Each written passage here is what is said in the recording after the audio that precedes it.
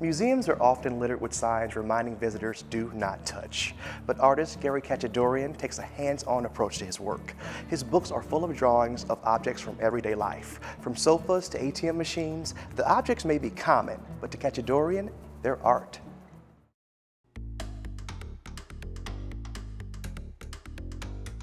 Choosing the kinds of objects I choose is really largely because I'm interested in them. I mean, I think they're beautiful, but I don't necessarily think that they should be considered beautiful. It's just what sticks in your brain, and you assume that what's staying in your brain is something that tells something about you probably, and that's kind of the point of making art.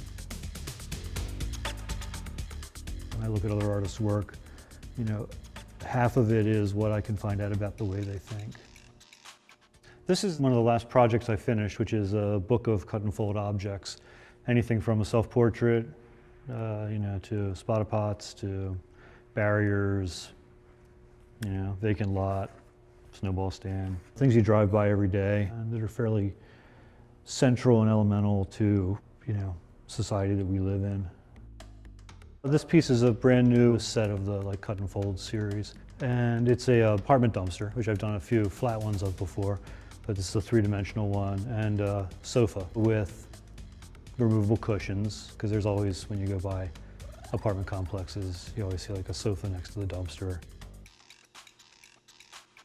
I did this self-portrait a few years ago. It's actually the only, mammal I've done a drawing of in probably 6 years.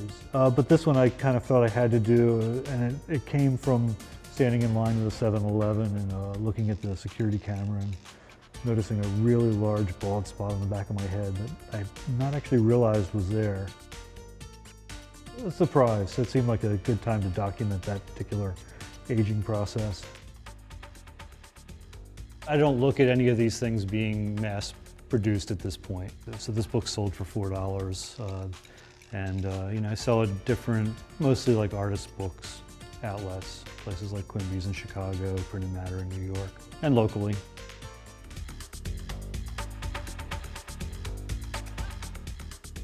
I do posters, and this is actually another scale version of the vacant lot. Behind it, both these panels actually, were ceiling panels that I'd had up before. So they're a drawing of drop ceiling, acoustic tile. And then the last of this kind of sequence is an installation that I did on a building on North and Charles that uses a bush in early spring and a decorative block wall.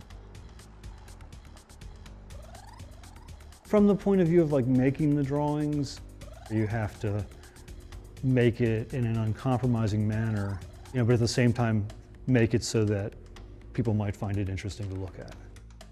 It's a tough thing, you're not trying to bend to please them, you're trying to make something that will please them on your terms.